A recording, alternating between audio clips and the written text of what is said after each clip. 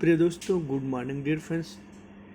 आज की small video में हम लोग पढ़ेंगे कि ये इस आइसोमेट्रिक ड्राइंग में कि लाइन किधर से किधर जा रही है, इसमें फिटिंग्स क्या लगे हुए हैं। क्योंकि आपको क्लाइंट अक्सर पूछ सकता है कि इसमें क्या फिटिंग्स लगे हुए हैं, कितना एलिवेशन पे है, ये क्या है, ये तो बोले ये क्या है, इसका स्पूल किसमें कितना लगे हुए, तो स्पूल एक लगा हुआ है, स्पूल 114 नंबर स्पूल है।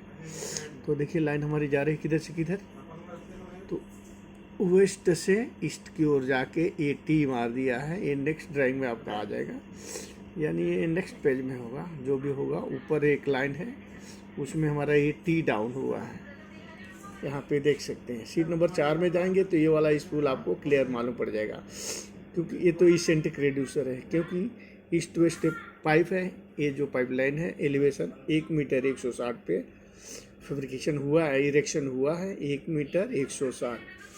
जो पृथ्वी तल से ऊंचाई है इसका 1 मीटर 160, और ये एलिवेशन हो गया। ये इसेंट्रिक नहीं है, कॉन्सेंट्रिक रेड्यूसर है, क्योंकि एक साइड का फ्लैट फेस डाउन है। यहाँ पे देख रहे हैं, फ्लैट फेस डाउन है यहाँ पे ऐसा कुछ। यदि फ्लैट फेस डाउन होगा तो समझिए कि ये इसेंट्रिक रेड्यूसर है। दोनों तरफ से बराबर है, तो जैसे आपका ये लाइन है हमारा, मान लीजिए यहाँ पे रेड्यूसर का दोनों साइड से बराबर रहेगा तो ये कॉन्सेंट्रिक रेड्यूसर होगा। और यदि समानांतर होगा ऐसा स्लोप करके, ये यदि ऐसा होगा, ऐसा होगा तो हमारा क्या होगा, रेड्यूसर। ये ऐसा होगा तो यहाँ से एक लाइन नीचे आ जाती है, यहाँ से ऐसे जाती है, इसेंट्रिक रेड्यूसर हो जाता है। तो मतलब ये दे सकते हैं, क्योंकि दोस्तों बिना आपका क्लाइंट के क्वेश्चन के आंसर के संतुष्टि के बिना आपको सेलेक्ट नहीं कर सकता है। क्योंकि यदि आप ये ड्राइंग देख के बता देते हैं कि हाँ ये फिटिंग्स लगा हुआ है, तो आपको सिलेक्शन करने का चांस रहता है और सैलरी भी अच्छा आपको लगेगी। तो दोस्तों चलिए देखते हैं इस छोटी सी ड्राइंग के बारे में। तो दोस्तों देखिए ये क्या लगा हुआ है, ये वेल्डनेक फ्लांज है। यहाँ पे देख सकते हैं वेल्डनेक फ्लांज। तो 6 5 4 में देखेंगे कि क्या लगा हुआ है। 6 5 4, तो 6, ये देखिए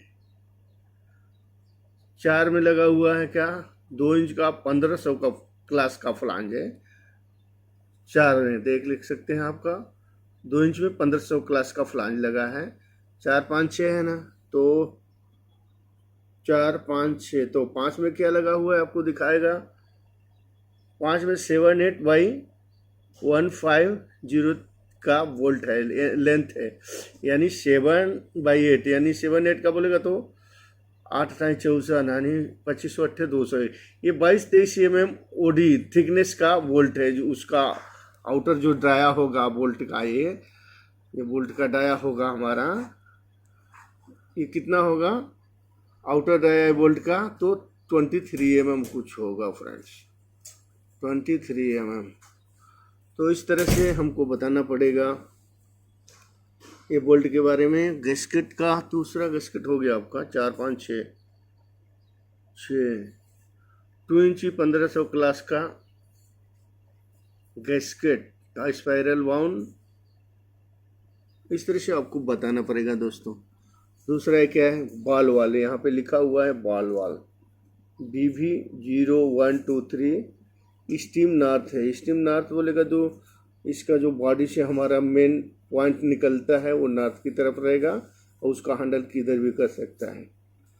तो स्टीम नॉर्थ यानी जो बॉडी से पॉइंट निकल रहा है नॉर्थ की तरफ होगा, और ये जो हैंडल जो खोलने ओपन करने का होगा वो किसी दूसरे दिशा में होगा।